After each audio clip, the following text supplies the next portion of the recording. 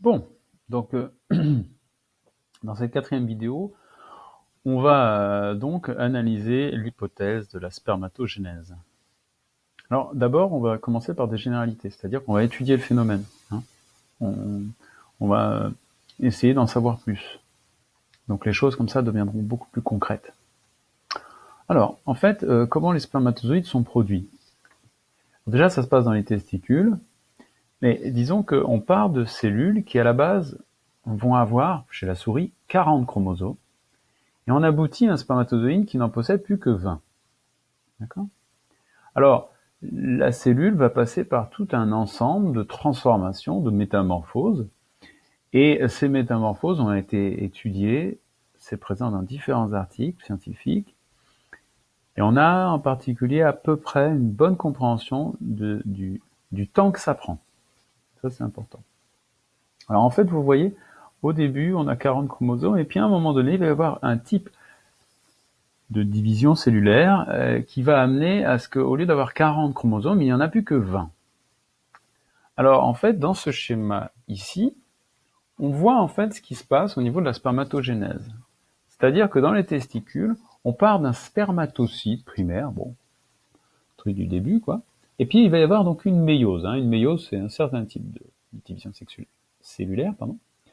Alors qu'est-ce qui se passe? On a 40 chromosomes, d'accord, dont 40, donc en fait 20 paires de chromosomes, et ensuite on a une paire de chromosomes sexués, d'accord, un chromosome double si vous préférez, qui est porteur de X et de Y. Alors X c'est pour fille et Y c'est pour garçon. À l'issue de cette méiose, ce spermatocyte va créer de nouveaux spermatocytes secondaires qui cette fois-ci ne possèdent plus que 20 chromosomes. Les chromosomes ne sont plus par paire, et en particulier, il y a un chromosome sexué X ou un chromosome sexué Y. C'est-à-dire qu'à partir d'un seul spermatocyte primaire à 40 chromosomes, on va en créer deux. Et il y en a un des deux qui va porter le X, l'autre qui va porter le Y. Alors pourquoi c'est un phénomène intéressant? C'est parce que, en fait, ce chromosome sexuel du spermatozoïde, c'est lui qui va être responsable du sexe de l'enfant. Alors pourquoi? Parce que les ovocytes, ce qu'on appelle les ovules, les ovocytes ne portent que du X.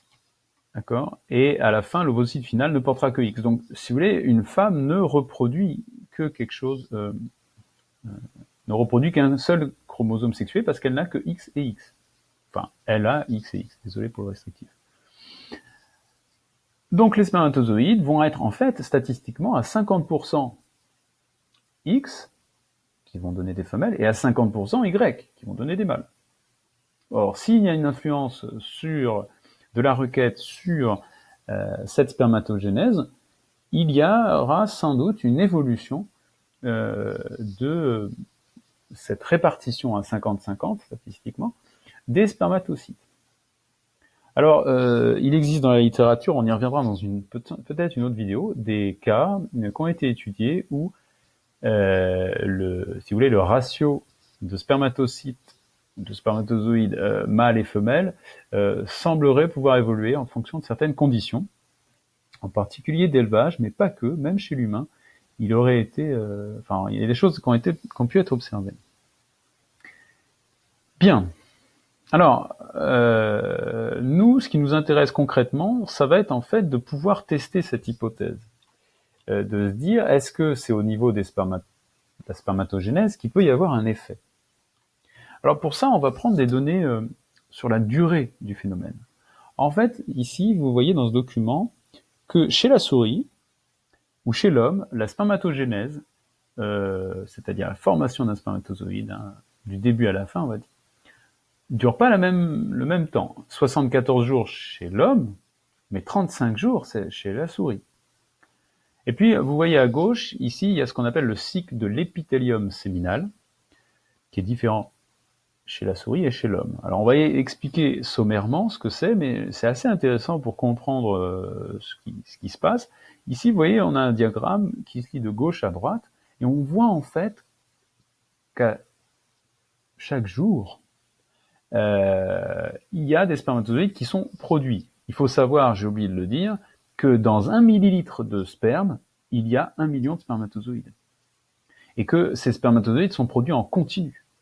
Alors, ce qui est très intéressant avec le fait qu'il y a énormément de spermatozoïdes qui sont produits chaque jour, chaque minute, etc., c'est que c'est sans doute très sensible, ça peut être sans doute très sensible à des transformations, des influences du point de vue du bébé. Bien, donc en fait, vous voyez, ces phases, elles expliquent que tout au cours de la spermatogénèse, et en particulier au moment de la première division méiotique qui amène la sexuation, le fait qu'il y a des spermatozoïdes mâles et des spermatozoïdes femelles, en particulier au niveau de cette phase-là, eh bien, vous avez toutes ces phases qui s'étagent dans le temps. Alors, en fait, le cycle épithélial dont on a parlé de 8,8 jours, c'est qu'en fait, sur 35 jours pour produire un spermatozoïde, il y a 4 cycles et demi de cycle de l'épithélium séminal, c'est-à-dire qu'en fait, il y a une constante activation de ce processus. Alors le fait que ça soit constant et continu est intéressant, puisque à la différence de la production de l'ovule, qui n'intervient pas dans le sexe, mais qui est beaucoup plus cyclique et qui est moins régulier, la production de sperme va se produire tout le temps. Le spermatozoïde va se produire tout le temps. Et donc, il pourrait être intéressant, pour l'hypothèse où c'est la spermatogénèse qui influence le sexe ratio, de se donner comme objectif d'élaborer un protocole pour tester cette hypothèse-là. Alors, la méthodologie pourrait être, en fait, de séquencer les choses en plusieurs vagues, c'est-à-dire de faire une prière de 7 jours, et dans une vague numéro 1, faire une insémination immédiate, sans attendre 35 jours, sans attendre que le cycle, si vous voulez, de la spermatogénèse aille jusqu'au bout. Donc, si vous me permettez, en prenant ce qu'il y a comme spermatozoïde immédiatement dans les testicules des mâles qu'on va faire accoupler, ou bien faire un deuxième protocole dans lequel on va prier pendant 7 jours, mais on va faire l'insémination au bout de 35 jours. Et au bout de 35 jours, on aura à faire, alors ça peut être 35 ou 37, ou bon, il y a peut-être un délai qui a été évoqué par Jean à juste titre, c'est-à-dire qu'a priori, c'est peut-être pas obligatoirement immédiat, mais voilà, bon, 35 jours, c'est la donnée caractéristique. D'accord. Hop, on va mettre 37 jours, 35, 37 jours. Bon. Équivalent. Alors, en fait, ce protocole, il va être intéressant parce que dans une deuxième vidéo, on pourra le mettre en parallèle avec autre chose. Alors, vous voyez ici, dans ce schéma-là par lequel je vais finir, j'ai essayé de tout compiler en simplifiant dans un seul et même document, où j'essaie de proposer quelque chose pour calibrer le moment auquel on pourrait prier, c'est-à-dire avant la spermatogénèse, d'accord ? Alors imaginons un délai de traitement de la prière par le bébé alors là personnellement je n'ai pas de données. Alors on peut former les hypothèses. Je suis aussi perplexe que Jean pour avoir une idée, mais c'est sans doute que ça échappe à ma compréhension pour l'instant, vraiment. Mais en tout cas, disons, supposons que ça se fait immédiatement, ou que ça se fait progressivement à l'issue des 7 jours, et que ça monte en puissance. On pourrait considérer que il n'y a pas de délai pour le traitement de la prière, que ça vaudrait 0. On pourrait faire ça.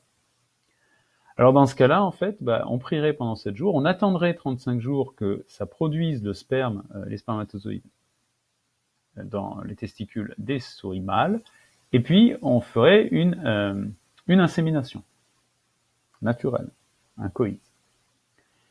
Et puis il faudrait attendre donc encore 23 jours, 2 jours pour que ça féconde et 21 jours pour qu'il y ait gestation, pour ensuite aller voir et observer le ratio des sexes. Ce qui fait qu'entre la semaine de prière et le moment où on pourrait avoir le résultat, il se passerait donc 35 plus 2 plus 21.